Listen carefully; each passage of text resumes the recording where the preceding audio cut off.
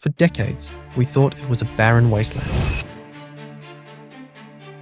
A world of dust and rock, with nothing hidden. But in the deepest shadows, a secret was frozen in time. Some polar craters have likely remained in shadow for billions of years. In those frozen regions, scientists think ice could be preserved. These areas are called permanently shadowed regions, or PSRS, crater floors near the poles that never receive direct sunlight. If ice survives there, it could hold a record of comets striking the moon and store resources like oxygen and fuel for future explorers. In this video, we'll trace the story from Apollo samples to orbital missions like Clementine, Lunar Prospector, Chandrayaan-1, L-Cross, LRO, and Grail, and consider what it means for Artemis landing sites. But first, why was the moon once thought to be completely dry? The moon that seemed empty. For much of the 20th century, the consensus view was that the moon was a completely dry world. Textbooks described it as a barren surface of rock and dust without any trace of moisture. That picture seemed firm because the Apollo missions brought back samples that supported it. Yet later, data began to suggest something more complex. What had once seemed like certainty shifted into a new set of hypotheses about whether water could exist in hidden or protected places. Between 1969 and 1972, astronauts returned hundreds of kilograms of moon rocks and soil. These samples were mostly basalt, formed from ancient lava flows, along with a fine layer of loose material known as regolith, the layer of broken rock and dust covering the surface.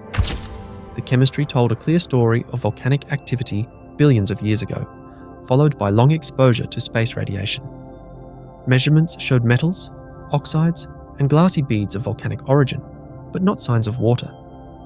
At the time, these results reinforced the idea that the moon was geologically inactive and entirely airless, with no capacity to store moisture. Later, as instruments improved, scientists revisited the Apollo materials and noticed faint traces of hydrogen. The signals were tiny but persistent, showing up in both soil samples and early orbital data. These hydrogen signals were small and ambiguous, consistent either with trace amounts of water or with solar wind implantation of hydrogen into surface grains. This created tension.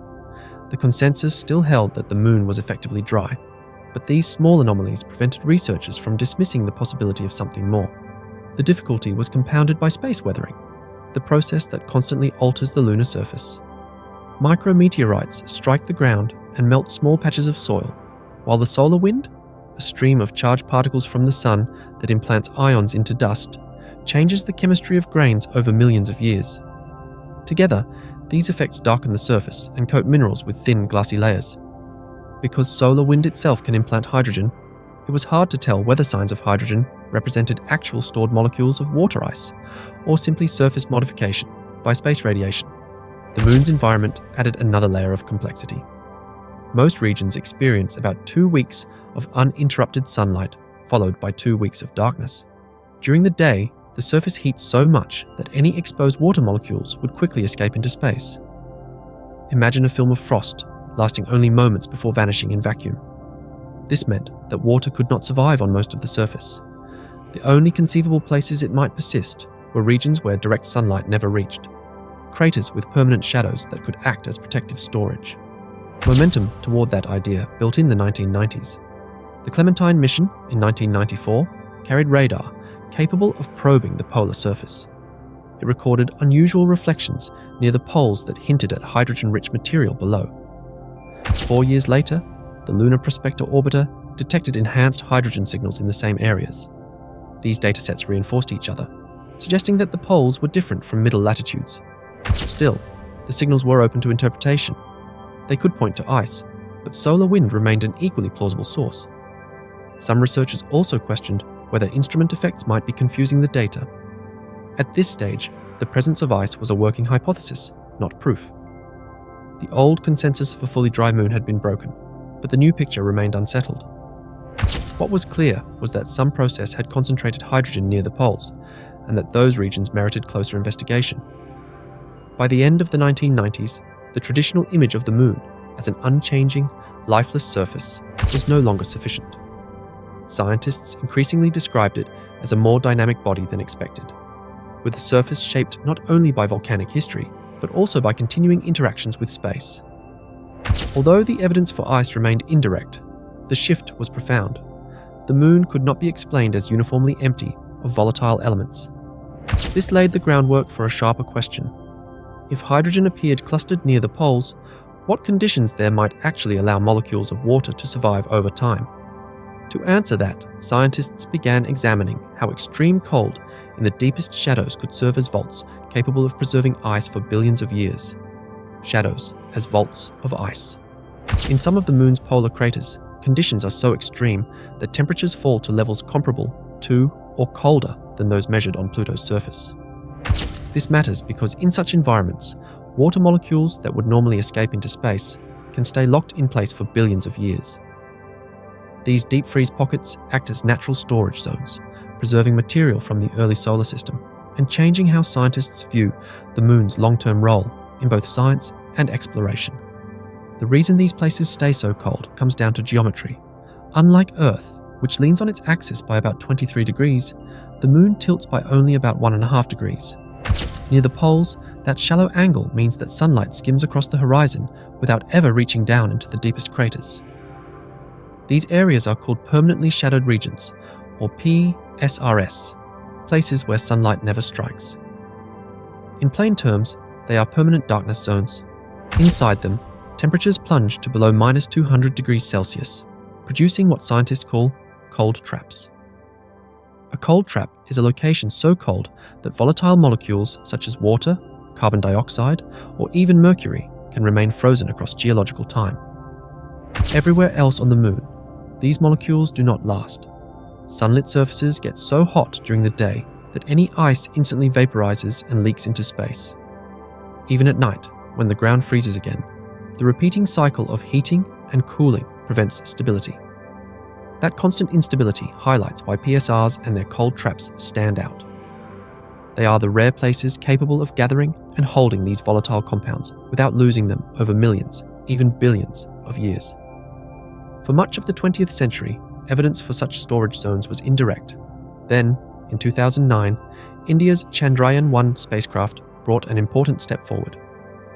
One of its instruments, the Moon Mineralogy Mapper M3, used reflected sunlight to identify chemical bonds on the surface.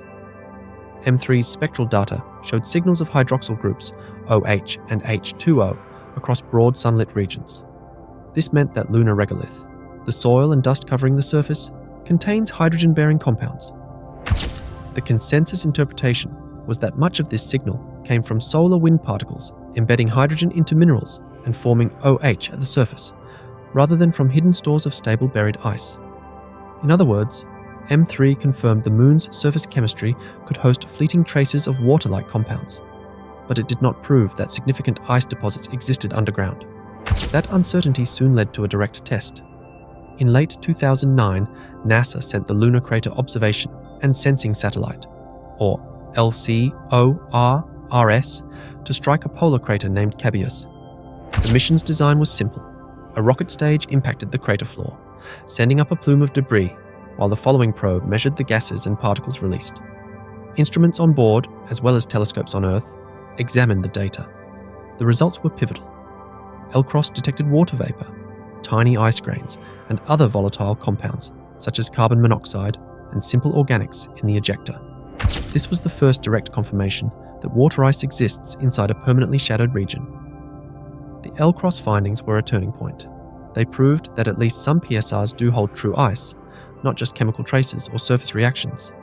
But the mission also left key questions open. LCROSS did not determine how widely the ice was spread across the poles, or whether it occurred as thick layers or only as thin, patchy deposits mixed with soil. The consensus today is that ice is present in PSRs, but determining its concentration and distribution remains the central scientific problem. A working hypothesis is that the ice exists in small patches, often intermixed with grains of regolith, rather than as massive pure sheets. By shifting the debate from "does water ice exist?" to "how much is there and in what form?", LCROSS fundamentally changed lunar science. It pushed researchers to focus on measuring the scale, purity, and accessibility of these resources. With that new direction laid out, the next challenge became to map the deposits in detail and understand their relationship to lunar terrain. This is where high-resolution orbital missions and gravity studies entered the story, aiming to uncover the shapes, depths, and features that define the Moon's hidden ice. If polar ice is present, the next challenge is to chart where it lies and how that knowledge will influence where astronauts set down. To do this, NASA has spent more than a decade using orbiters to track the Moon at a level of detail never achieved before. The Lunar Reconnaissance Orbiter, LRO, launched in 2009 and still operating, has mapped topography, lighting, and temperature at high resolution. With cameras, radar, and thermal sensors, it has built a precise record of crater floors, slopes, and sunlight cycles near the poles. That level of detail matters because any future landing site must combine safe terrain and reliable power from sunlight with access to the nearby shadowed craters that may hold water ice. One of LRO's important instruments is its mini RF radar, designed to probe the polar surface. Radar sends radio pulses down and measures how they scatter back. Mini RF found some returns consistent with rough, highly reflective material. One interpretation is that this behavior results from buried ice mixed in lunar soil, but radar signatures can also come from other surface roughness effects. By itself, radar cannot prove the presence of thick or pure ice. When combined with thermal maps that show where temperatures stay below the survival threshold, the evidence points toward a patchy distribution of ice grains scattered within regolith, not the large continuous sheets seen in the polar caps of Earth or Mars. A separate mission expanded this picture by revealing more about the Moon's interior. Grail, launched in 2011, flew twin spacecraft in tandem to measure subtle variations in lunar gravity. Mascons, mass concentrations, are the dense regions beneath large basins, created when lava later filled impact scars left billions of years ago.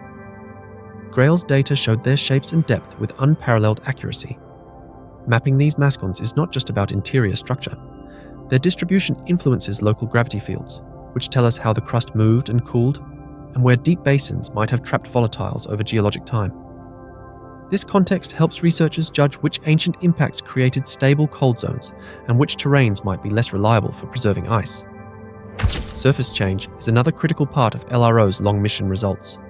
Tracking new craters, shifting boulders, and fine surface disturbances, scientists documented events unfolding over the last decade.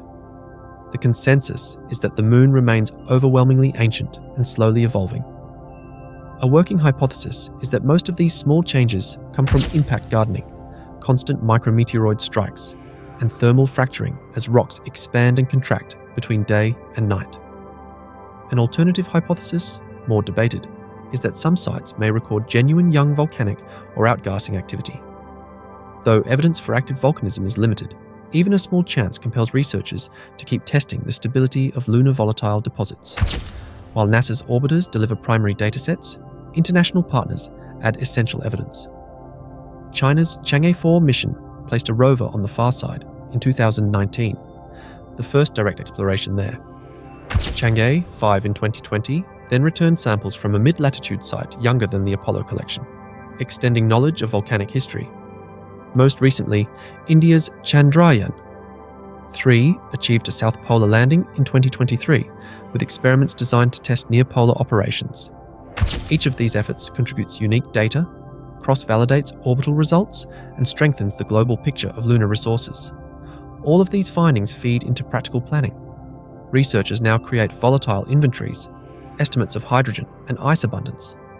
They identify ultra-cold crater floors that match possible cold traps. They chart boulders, slopes, and hazards that could endanger rovers or landers. Mission planners use these maps to pick landing sites that balance safe terrain, solar illumination for power, and proximity to shadowed cold traps for potential water resources, for in situ resource utilization, or ISRU. The most widely supported conclusion is that water exists as grains mixed in the regolith of permanently shadowed regions, with hydroxyl continually produced by solar wind interactions at the surface. A working hypothesis adds that volcanic outgassing could have supplied some younger deposits, though this is not the consensus view. What is accepted is that comet and asteroid impacts across billions of years created much of the volatile inventory we see today. The central question has been whether the Moon's shadows preserve hidden records of water ice, and why those deposits matter now. The consensus is that grains of ice exist inside permanently shadowed regions, with hydroxyl created by solar wind at the surface. The main uncertainties are how much ice is present, how it is distributed, and whether any volcanic or outgassing activity has added to it. Ideas that remain hypotheses. Future landers, sample returns, and targeted instruments will test these hypotheses and reduce the uncertainty. In short, polar ice offers both an archive of solar system history and a resource map for exploration. Which aspect interests you most? Science, resources, or mission planning? Share your view in the comments and consider subscribing for measured updates as new results arrive.